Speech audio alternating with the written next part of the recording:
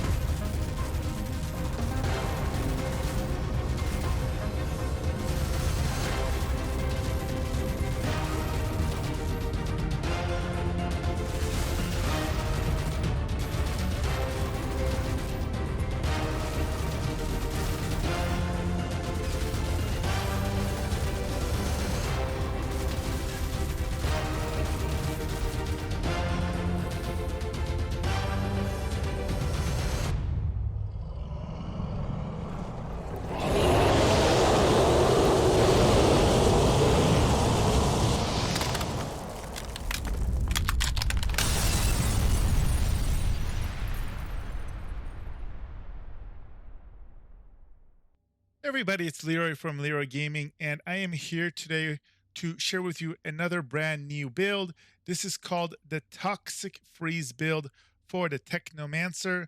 Now, the concept behind this build is combining Blighted rounds and all the amazing damage buffs from doing toxic damage and its multipliers, but also combining it with all the best effects and bonuses when it comes to freezing damage. And when you combine everything in addition to the buffs from the weapon, you get a humongous potential of plus 365% multiplier when it comes to your weapon damage just from the mods on the weapons and the skill tree. So in this video, I'm going to go over everything with you guys as always. So we're going to look at the skills. We're going to look at the skill tree. We're going to look at all the gear and all the mods for the armor as well as weapons. I'm also going to give you a little tutorial of how to utilize these skills as well as the weapon rotation to get the most out of it. And as always, towards the end, you're going to get to see a full CT15 playthrough to see how this plays, kind of proof in the pudding there. Now, I do want to put an extra caveat in this video. From some feedback I've been getting from other individuals running some of the mods and the set bonus in particular, there have been talks that the set bonus does not always proc. Sometimes it doesn't work. Sometimes it could even potentially lower your damage. I don't have direct proof of that from my personal runs, but to keep that in mind, that when you actually, if you put this together and you run this, you may not currently be actually getting the maximum output that it can do. The good news is, as is, it already runs really, really well. So if any of this gets fixed or buffed to be more consistent, it's only going to get better. But I did want to throw that out there for you guys. As always, you're going to find extensive timestamps in the description below. Also, if you guys don't know, if you are a big fan of Outriders, do make sure to check out our Discord, Leeroy Gaming. Link to that in the description below as well. And finally, do note that I stream 6 nights a week. I stream Outriders exclusively, do 6 CT15 carries. Also, if you know what you're doing, you got a nice geared out character, you want to be part of the stream, we always leave a room for one assist individual. A lot of times they end up being people that run with me on a regular basis. We call them the Leeriders. It's a lot of fun, so make sure to check that out. Again, that's on twitch.tv Leeroy Gaming stream is the channel. Hope to see you there. Now, without further ado, let's go ahead and take a look what is required to get this build off the ground. All right, we're going to start by looking at the skills. We're going to be using Blighted turrets. Now, this is going to be modified to be doing freeze damage, as you'll see. We are going to be using Cold Snap, another way to do AoE freezing, and also for crowd control and protection. And then we're going to be using Blighted rounds, of course, as the main way of applying toxic damage. Now let's go ahead and take a look at the skill tree. All right, when it comes to the skill tree, it's going to be, for the most part, pretty straightforward top bar. We want to make sure that as we come up here, we're picking up this weapon leech. We want to get the nitrogen capsules because we are going to be on the gear, going to be using a long range modifier. We are not going to be using a close range modifier. So being in long range is going to be important. So this extra 6 meters is quite significant. We also want to make sure that we maximize the actual damage that enemies take that are affected by toxic. And then, so you're going to have this 10% here, and they're going to have another 15% here. And of course the capstone. And then the one slight alteration here is you're going to come down here and make sure exposing toxin is chosen. So you apply a vulnerability when everything is damaged by toxic. And then the two things that we add here to be even to increase DPS even more is we're going to get gadget here, and this is mainly so that you can lower the cooldown on your crowd control, obviously an ability to do an AoE freeze, which is important for getting that extra freeze damage. And then here's fracture, again, an extra 10 damage taken enemies that are frozen. Now this is pretty glass cannony. You are going to be relying on your crowd control to survive and your mobility.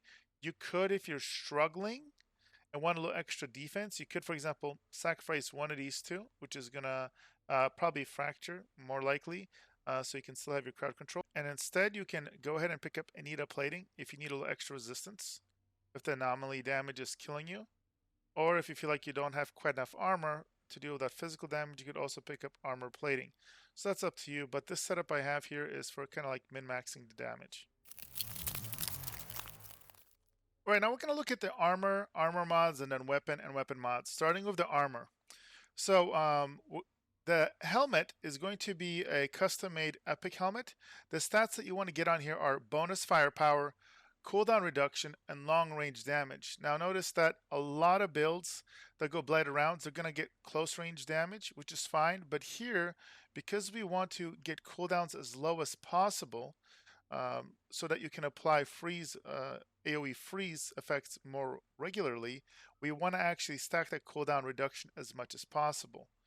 Now, as far as the mods on here, you're going to get Sharp Eye to increase your firepower, but also very importantly, you want to get Ice component on here because now your turret is going to apply freeze damage. So this is going to be one of your most reliable ways of applying freeze on pretty much any important target where you want to get that extra damage from frost damage. Robe of the Borealis is the first of your 3 set pieces. You're going to want to keep the Icicle Storm on there. So this is nice for AoE clearing when you have a bunch of small mobs, and also you're going to put Captain Hunter. Now very important here, you're going to see we will be activating the set bonus.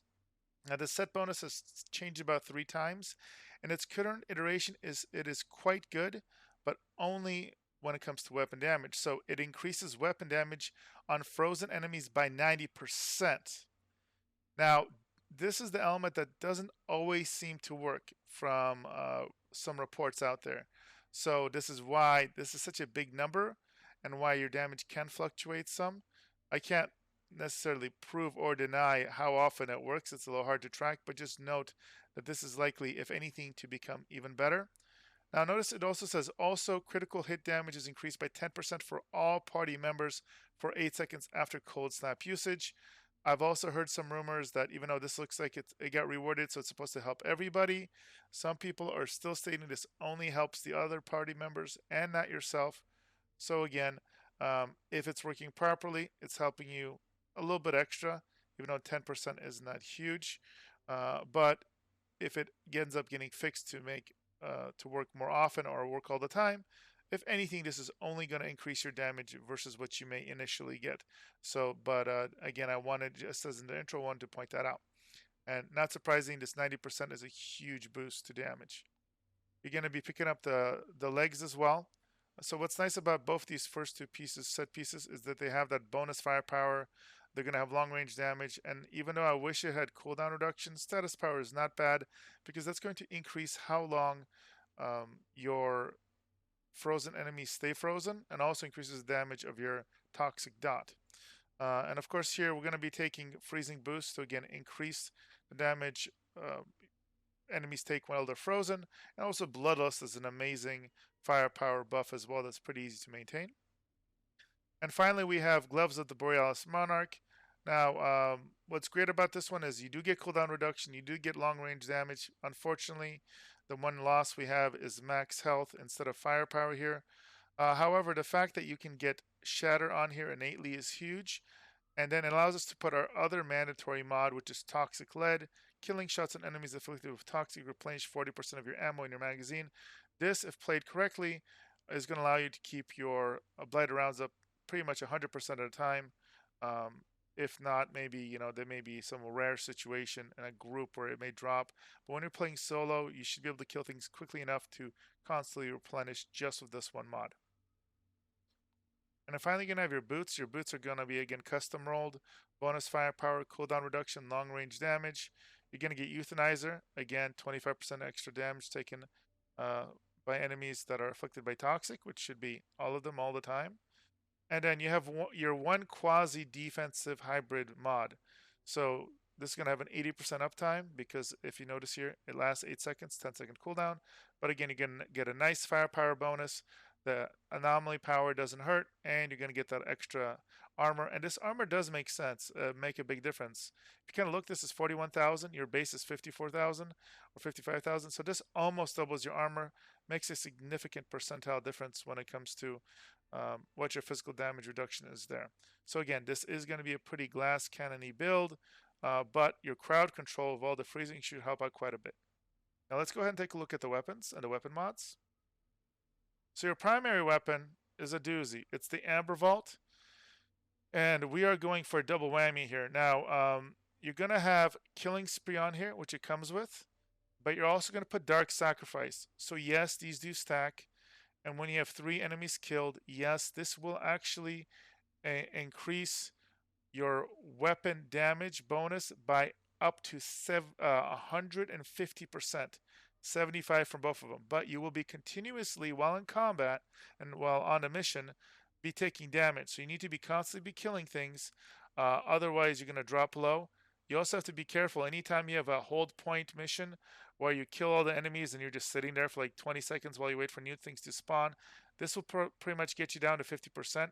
So you're going to be in danger those first few seconds. If something gets a jump on you when you have 50% health, you could get one shot. So again, high risk, high reward with gameplay here. But the damage is going to be absolutely insane, especially when you have these both stacked up and then you apply all the other modifiers from the armor. Okay, now let's take a look at the backup weapons. The main backup weapon is Absolute Zero.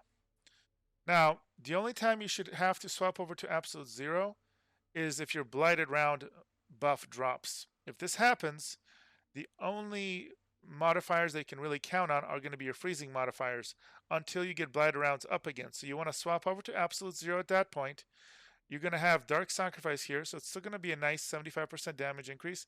But now you want Ultimate Freezing Bullet on here, so you can just auto-apply constantly freeze. So as long as your freezing mods are working, you're still going to get a very hefty damage bonus so that you don't have as dramatic of a drop-off as you normally would if you're using a basic weapon with just Blighted rounds disabled. So this is when you can swap over to do a little bit more damage than you would with the Amber Vault. And then as soon as your Blighted rounds come back up, you want to swap back over, get the buff up on the Amber Vault. Again, some people ask me, well, why don't you just, why don't you use the Absolute Zero the whole time, for example? Reality is it's an inferior weapon. One of the biggest problems with it is the fact that it has a clip size of 40 versus a base size of 60 on the Amber Vault. So when you increase your ammo capacity utilizing this right here, the UT14 clip, you're going to have way more ammo, and so a better, basically, you have more freedom to potentially mess up on the ammo since you're going to be sitting in 90 ammo as opposed to 60 here. So better safety net if you were to start getting low on the ammo without, so you're less likely to drop off the Blighted rounds buff. And finally, I have Torment Agony here. You're probably never going to be swapping over to this, but let's say in a scenario where you're using Absolute Zero because Blighted rounds is on cooldown, and you're running around and a bunch of things start swarming, you could technically swap over Torment Agony to proc Moaning Winds and clip Combustion for a nice little AoE, swap back to Absolute Zero, and again survive and try and kill things as best as you can till Blighted rounds are up, then go back to Amber Vault and go back to what you're doing.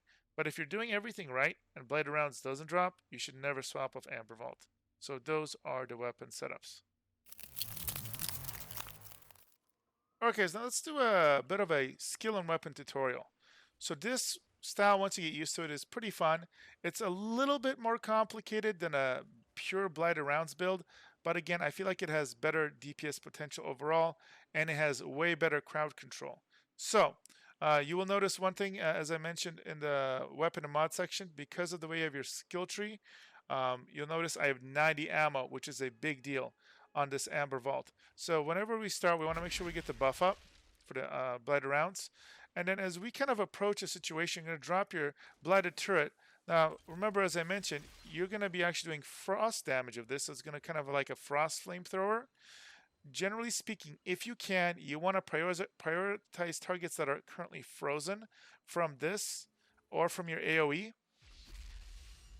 So you can maximize the damage. Obviously, if nothing is frozen, then focus on enemies with less health so you can kill those off, get your damage stacks up, and also keep your ammo nice and high, and then burn down your elites whenever appropriate, nice and easy. Okay, so that's going to be kind of your rotation. So kind of in real time, you're seeing approach something, you have your Blighted rounds mod up, get this down. Maybe if there's a couple enemies, I like to drop the AoE freeze, start burning him, kill the next enemy, kill the next enemy. As necessary, you're going to drop the turret down to keep your buff up. Because remember, every time you drop your Blighted rounds, it's going to up your weapon damage as well. Multiplier from that capstone. Nice and simple. Now again, let's just imagine you run out of ammo. Let's just play like, oh no, I messed up. This is down. Alright. You're now going to swap over immediately, and now you're using this weapon here. Again, you'll swap over to the handgun, but so you get your AoE, but then you go back to your freezing gun. So we're still waiting for the cooldown. We're doing our best. Still using the turret because it doesn't hurt. Crowd control. Do your best on it. Every 8 seconds, you can always run in and rather swap over to the handguns, then swap back. Go back to shooting. And then obviously, as soon as Blighted rounds are ready to go, come back to the Amber Vault, get your buff back up. Don't make the mistake I've made a couple times where Blighted rounds are up, I have the Absolute Zero out, and then I waste the buff on here. That can be frustrating. But as you get your muscle memory, it's going to become nice and easy. So it's going to become a nice and smooth playstyle. Now just remember, you're going to have to move around a lot. This build does not have the greatest defense. So you're going to have to move out of the way of enemies. You're going to want to use your Cold Snap as much as possible for CC, and just kind of watch your health, because the combination of that draining life and having very little resistances innately and not the greatest amount of armor either is going to make you quite squishy. But the reality is you should be able to kill everything really, really easily because of the high DPS. So hopefully the best defense here will be a good offense. All right, guys, now we're going to go ahead and do a CT15 run of Stargrave. Now, if any of you watch my videos, you know I'm not the biggest fan of Blighted round builds, so I'm not amazing at this playstyle. With that being said, you'll also notice this absolutely melts through everything. As you get really good at this playstyle, good at dodging and surviving and becoming efficient, you can get this quicker and quicker and quicker. And again, parts of this build may still be buggy, so if anything, this is going to get more and more powerful as things get patched. So hope you guys enjoy it. Remember, at the end of that video, I'm going to provide some feedback on the stat page of the damage breakdown. So go ahead and enjoy.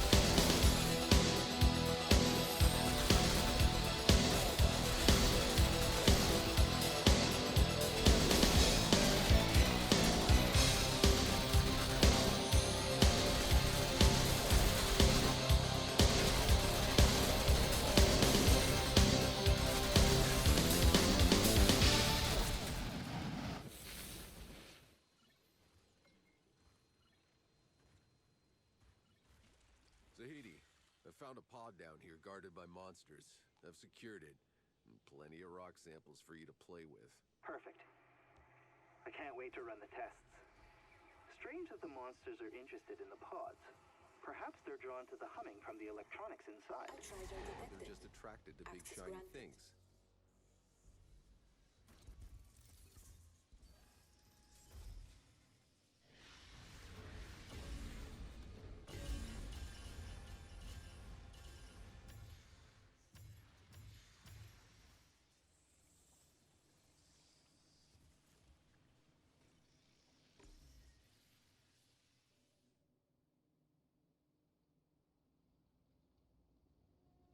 All right, let's go ahead and take a look at the damage.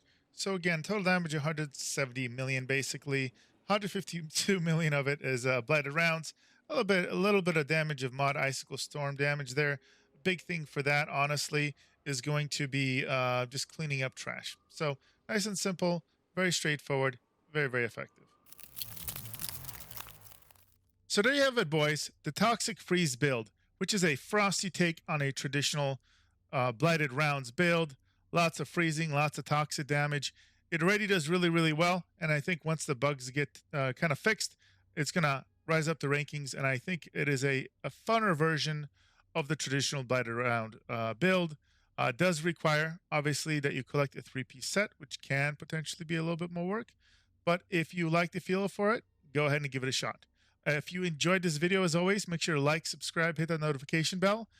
Make sure to check out our Discord, Leeroy Gaming, in the description below to join a really positive, great Outriders community.